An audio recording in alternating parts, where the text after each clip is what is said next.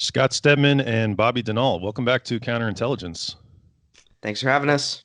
Yeah, Great. glad to be back. Yeah, great to have you guys on a beautiful Saturday. How's everybody doing? Pretty well. Just plugging away. A little law school here, a little forensic news there. I actually got like 10 hours of sleep, so I'm raring and ready to go. Very good. So the new article at Forensic News, Russian government bank deposited 500 million into Deutsche Bank subsidiary as it lent to Trump. First of all, I just want to congratulate you guys. It was written by Scott, Bobby, Adrian Cobb, and Jess Coleman. Although I am a charter member of the DB team, I was not on this one. So you guys did outstanding work. And for everybody listening, it is on forensicnews.net. Bobby, do you want to maybe just tell us in your own words, just whatever you want about the article, and then we'll go into it together? Sure.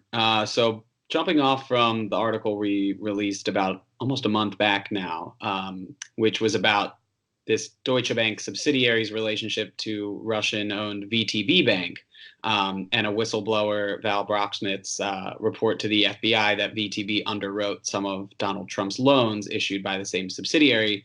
We followed up that reporting with sort of a deeper dive into DBTCA, this subsidiary's relationship to several Russian entities, the largest of which was to Gazprom Bank. Gazprom Bank is a majority owned by the Russian government, and was responsible for DBTCA's largest liability, according to documents that Val gave to us at Forensic News. And so around the same time that Donald Trump moved over to DBTCA, Gazprom Bank had transferred about $515 million to DBTCA at the exact same time. The article is really something. And Scott, I mean, what are your thoughts on it? It's been out for a while. I was going to get into this later, but we'll talk about the response to it. But I mean, in your own words, what was this article about as well? I mean, for me, the biggest thing that I took away based on the weeks of research into this was just how deeply intertwined DBTCA specifically was with not only Russia, which is an incredible story by itself, but with the Russian government and how much money and what they were doing. I think one of the more enlightening things about this article specifically was that we learned what Gazprom Bank in this case was doing. They were basically sending billions of rubles to DBTCA to swap them to dollars to spend however they want. And so for me, this article just proves without a shred of doubt that the Russian government chose DBTCA as their bank of choice. A, for, getting dollars essentially from their rubles, and B, just for normal banking purposes. But it definitely seems like Deutsche Bank was their bank of choice. Guys, in your research, I'm just curious, is it typical in the banking world, whoever wants to take this one, for one bank to essentially act as basically DBTCA was acting as a currency exchange almost, like when you go to you travel, a foreign country. I mean, is that typical? Did our banking experts tell us that was typical? Whoever wants to take this one. I mean, I can take this. I mean, it is typical. Banks operate much like lots of businesses by having asset liability sheets, balance sheets. And some experts, indicated that it's pretty normal for most of a bank's liabilities to be sort of cash deposits into banks that are made whole by just distributing the cash that was put into the bank. What's abnormal is that for a bank as large as Deutsche Bank's American subsidiary that's doing this operation to have 26% of all of its deposits be coming from Russia, that's pretty unusual because that's more than the next three countries combined. And, Russia is not by any means, the most wealthy operator in the world. You think of China, other European lenders, Switzerland, there's other countries that should be more equally represented on that balance sheet. And so to us, I think that was the most surprising factoid that we took away from the research. Yeah, I think one interesting fact, like you said, we put that the next three countries combined wouldn't even add up to Russia's liabilities. or DBTCA's liabilities to Russia. I'm sorry. But an interesting fact I don't think we put in was that if you took the Russian government alone and you made them a country, they would be number 2 on the list. So Wow. that's how Right. crazy this relationship, and that's how, the scale that the Russian government was intertwined with Deutsche Bank Americas. Right. I was going to say this at the end. I think I'm going to put it up front. I Mhm. feel like you guys, the 4 of you who wrote this one, and then on the previous article that I was on as well, we took this to a certain place. And if I may kind of promote us for a sec, we took it very far for people, for what we're working with and what we Yeah. have. I mean, we took it really far, and we hoped that bigger organizations like what we just described, what we hoped is that they would take it from here. Where is the money? Where did DBTCA distribute the money? Right. And from there. But that hasn't really happened. Any thoughts on that, either one of you? Yeah, I mean, we've seen some progress there. Like you said, like just I don't want to name names, but there was a big Wall Street Journal article which we've referenced a lot about the loan to VTB, and that was a big article that was spread worldwide. And yet, when we provide hard evidence, and I think we can say now that we're going to publish the breach report sometime soon in its entirety. We provide hard evidence showing that Gazprom Bank, the Russian government, under the thumb of Putin, was, clearing money through DPTCA. Similar amounts. The VTB loan was $700 and some million. Gazprom Bank was clearing $500+ million. And it doesn't get picked up. So that Right. there is there's a tinge of frustration, and but I would say we're making progress on that, and I think we've had, as the days have gone by, we're getting closer to maybe some more mainstream outlets picking it up. Yeah. I think we took it right to the point where, just to reiterate, Gazprom Bank gives $500 million to DBTCA to distribute, and then where we're hoping someone picks up, and a bigger organization, is where was that money distributed, and who was it distributed to? And one thing I wanted to ask you guys: what did DBTCA get out of this? Is there a fee? What did we figure? Did we ever find out? I mean, these are tough questions to be answering. Before we jump off from that last comment, I do want to say, I think that we've taken it, like you just said, Eric, to a point where we've kind of laid out a framework that certainly is noteworthy, and I think all the more noteworthy because Deutsche Bank responded to our reporting a month ago, and they denied certain things, but they did not deny other things. And so we're not just operating on, we looked at a few documents and we're guessing. Deutsche Bank has deliberately not denied some of these things because they're probably true. And even in this case, like I think we can say we've had talks with certain people, and their quote on the record to us this time confirmed what the relationship was. We didn't know what that liability to Gazprom Bank was in the beginning when we first discovered it. We thought it was maybe part of a loan, or was it? Yeah, exactly. Or, we didn't know what it was. They on the record confirmed, this is cash management. So that gave us a whole new angle. And, like you said, it took it to a different level of the public's understanding. Right. So cash management that stands out as important to note, because if, the other loans that Wall Street Journal reported on are noteworthy, then this certainly is noteworthy. So, hopefully it does get, pick up a little more steam. But to the question that you just asked, Eric, where we're trying to figure out, like, who did this get distributed to? That's like the most kind of sensitive information that Deutsche Bank probably possesses. And so the idea that reporters are going to get their hands on it, I can only speak for myself. I mean, Scott, you probably know better as the more, well-bred journalist here. Yeah. But I don't think that's the kind of information that Deutsche Bank would ever let get in the hands of media. It would only be like law enforcement or investigators that would get that kind of material. I agree. It'd be very hard.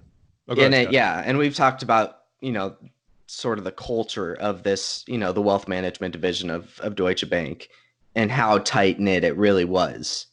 And, there was only a handful of people that really, at the end of the day made these up or down decisions and knew these high level transactions. And, some of them are dead. Some of them are unwilling to talk. And like I said, there was only so many of them. So it's finding the answer to that question of where did Gazprom Bank end up spending this money is, like Bobby said, pretty much locked down, short of a subpoena. Right. It's almost a gimme. Like, I feel like, not to go on and on about this, but we've given whoever wants to pick up a pretty amazing story, right? I think so. We built a skeleton of what is there. And it's up to people with more power than us to put the meat on the bones of that skeleton. But without a doubt, there's room for that meat to be added. The money went somewhere. We have no answer as to what possible vendor Gazprom is using in the United States. That would be getting $515 some million. And we should know, like, Gazprom Bank isn't one of these banks where they do have it is worldwide, but it's not like they have offices in London or Paris or anything like that. Right. Exactly. So this bank specifically, it's interesting that they wanted dollars in the United States. Yeah.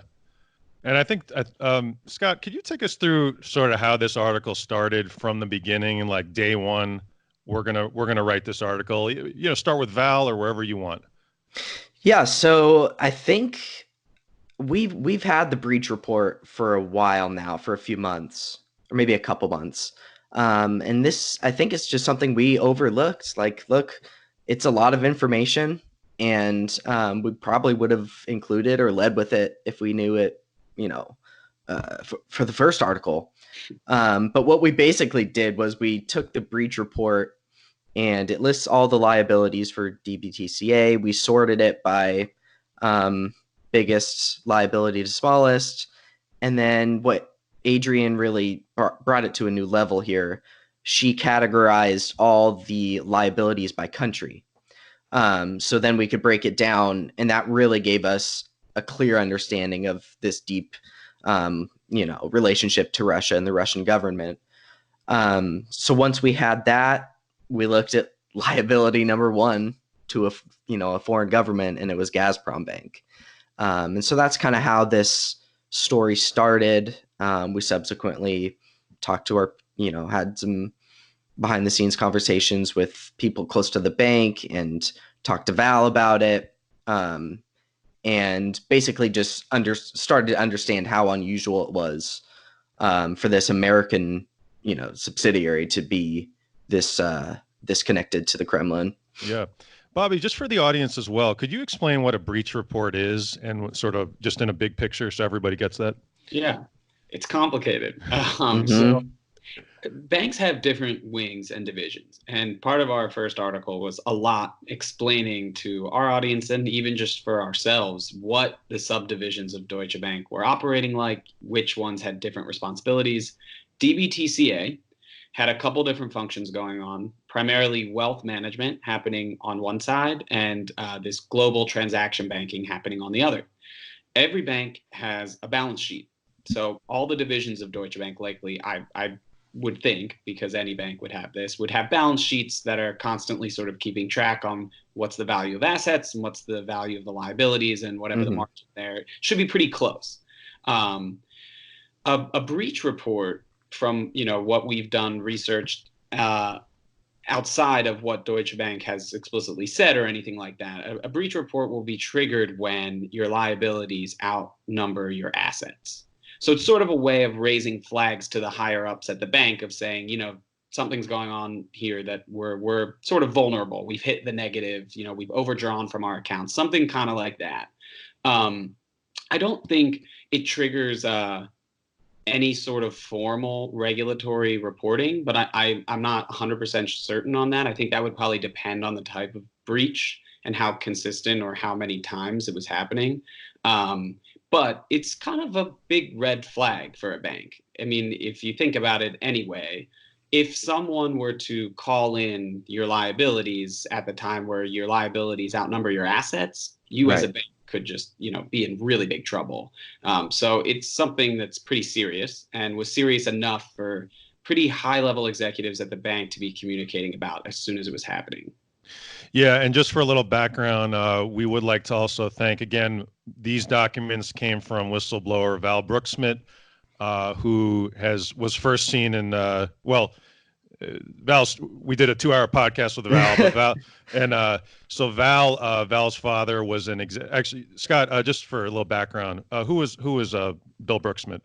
Bill Bergsman was a senior Deutsche Bank exec who, at the ending of his career, moved to DBTCA to kind of oversee everything. And he was the one kind of raising the alarms like, hey, there's some really bad shit happening here. And he was in that position for almost a year at DBTCA before he took his own life. And Val subsequently got the documents from his father. And one of the documents was this breach report. Right. And he subsequently went on sort of a long odyssey that, again, we've talked about in other podcasts. And then he's a courageous guy and a character. Yeah. And we very much have enjoyed just kind of getting to know him. And yeah, I mean, I would just say, literally, if not for him and these documents, this story wouldn't be here. So it's all, all glory to Val. yeah, exactly. Yeah, let's pick it up from there. Once we had these documents, I mean, how did you guys, the four of you, go about putting this article together? Bobby, if you could. I mean, so Scott definitely was taking the lead on, he's really picked up on the threads. And whereas, I think like Jess, who helped, he's a full-time lawyer, I'm a law student. And so Scott also just has a keen eye for seeing what might be a thread worth tugging on. So I think Scott was going through each line by line of this breach report and was sort of giving us heads up, I'm seeing this liability, I'm seeing that liability. There's a lot to Russian entities here. Do we think that's normal? Do we think that's strange? And that conversation just sort of unfolded over time. And like Scott said, once we brought Adrian in the loop to sort of put together a visual for us to see how dramatic Russia's disproportionate share in the liability sheet was, we all knew like right away that we had a story. It was not even a question. It was like, this is something bizarre. And for us to come off the heels of the last report where we're talking about a strange relationship with Russia right around the time Trump moves over there. And then we see, at the same time, all this cash is moving in disproportionately from Russia. It was like, this is just more evidence that what Val has told us about is true. And so we definitely thought it was newsworthy pretty fast. Yeah. I think it's just to jump in, I think it is a good way to frame it like that, Bobby, because the first article was about Trump and DBTCA extending money to Trump, right? That's the nature of the relationship. And so the second article, I think, is especially important because it shows the other half of that. It shows money coming into DBTCA, right? So we have a pretty good understanding of the other half. DBTCA lent whatever the money amount is, hundreds of millions to Trump, and we should probably say Kushner, which make up a 1.5% of DBTCA's entire portfolio, just Trump and Kushner on that side. But this article is important, like I said, because we have that second half of it. We have where the money is coming in. Right. And so that's, people go on Twitter all the time and say, do you have the link where, a VTB guy is signing on the same page as Trump? No. Right. Let's be upfront with that. But what we do have is a very suspicious relationship on both ends, money coming in and money coming out. Yeah. And the next person who asks us that, by the way, like just stop. Not yet. We don't have it yet.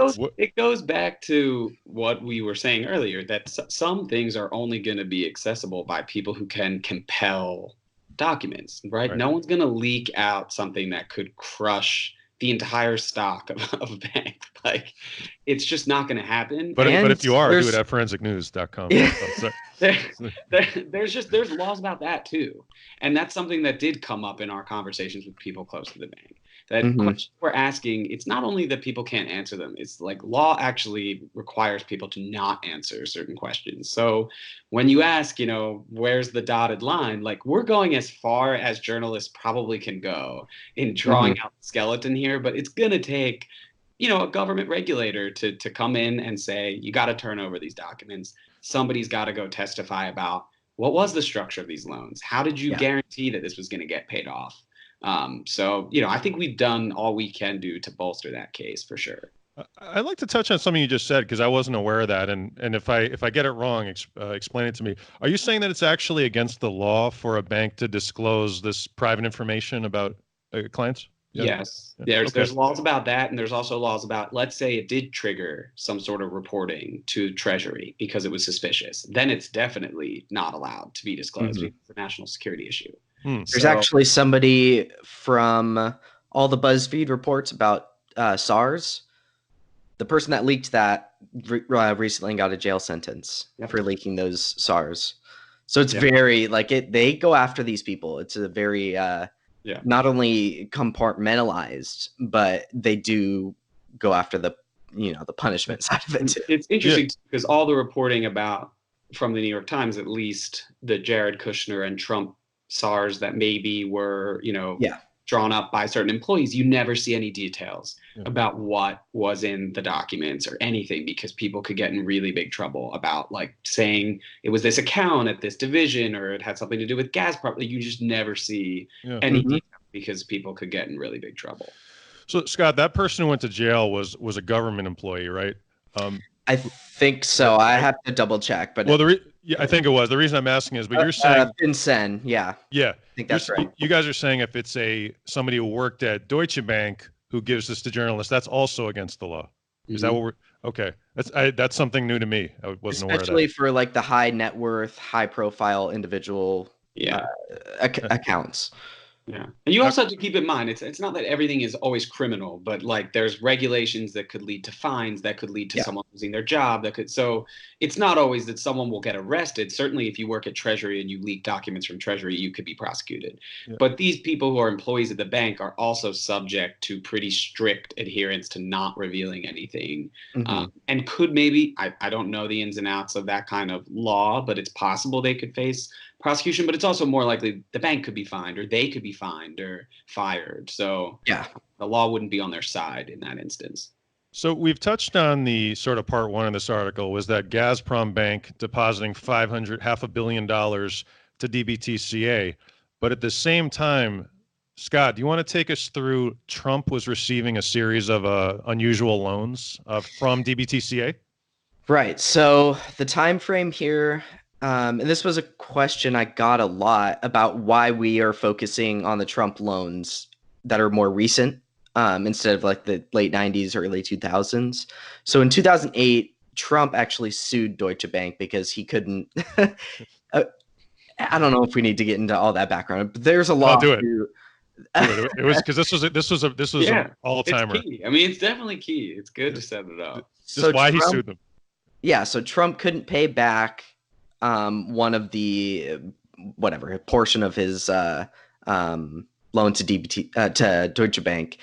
So he subsequently countersued and said that Deutsche Bank was a main reason for the financial crisis. And so that was his argument in court. And Trump, to settle this lawsuit, went to a different division of Deutsche Bank to borrow more money to pay off Deutsche Bank to finish this lawsuit, right? So that was 2008, 2010 time period. So anything after that, I think you can say, just as a rule of thumb, Deutsche Bank loaning to Trump after that is weird and suspicious because of this bizarre lawsuit. Yeah. So we did focus on those loans. So in 2012, Trump got a loan for 2 loans for his Doral resort, which total $125 million. He also got a second loan on the Chicago property, which is what the original lawsuit was about.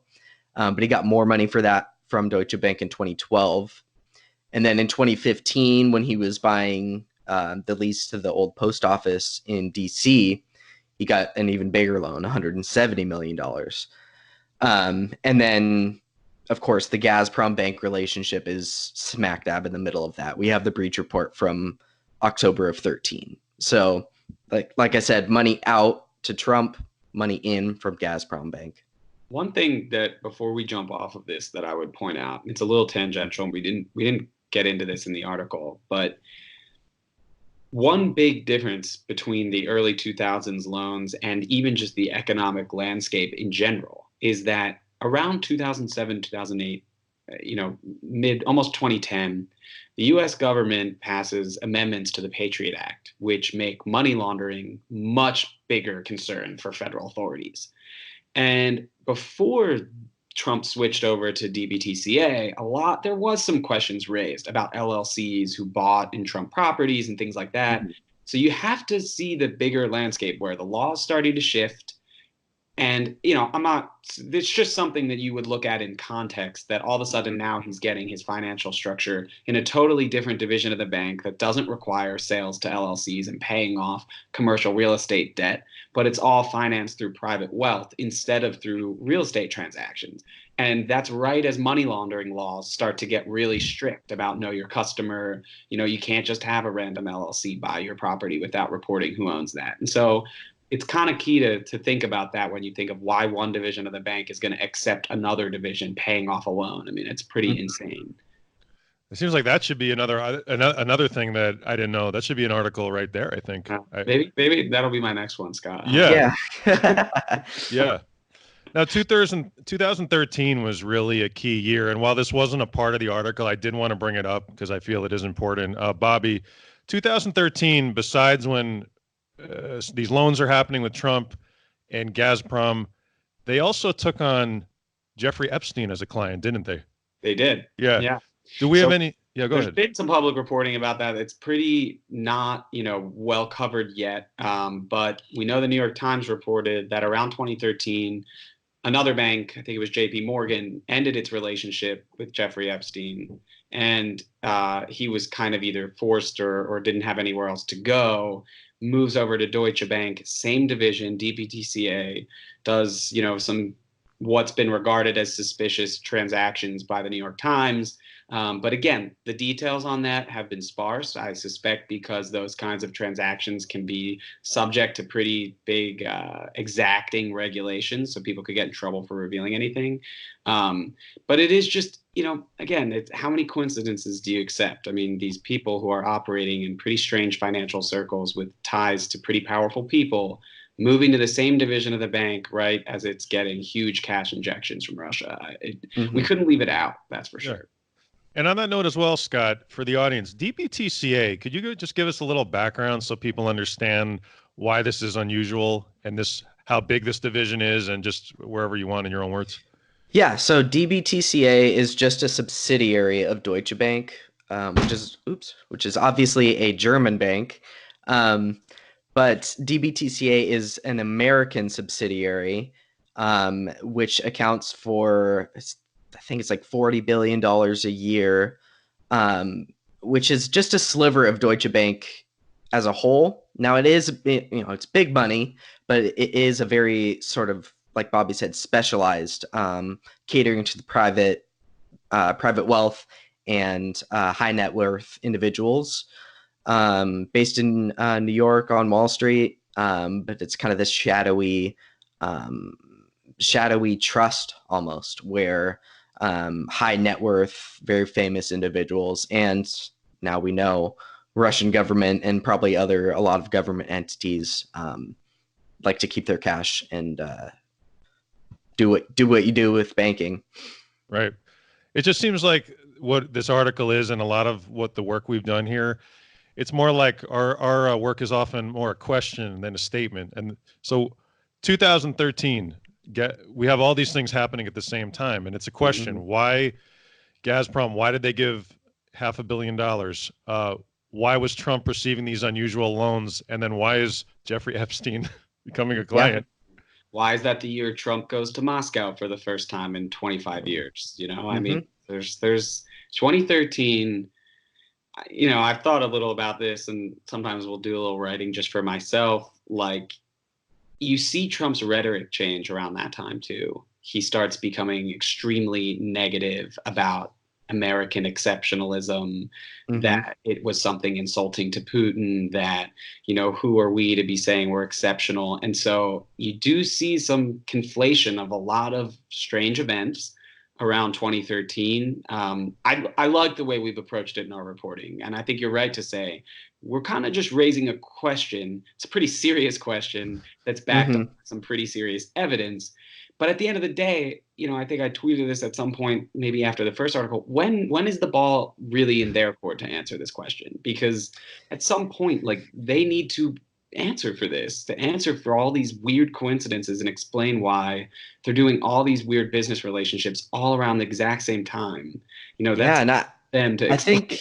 And I understand, like, we're in the middle of impeachment right now, and that's the focus, but there's nothing stopping Adam Schiff from subpoenaing Rosemary Vrablic and figuring out what her relationship to Trump, Kushner, and possibly the Russians was. Like, why can't we do two things at once? I think they want the documents. I mean, like, any lawyer wants the documents first so that they can ask harder questions when the person's sitting in front of them.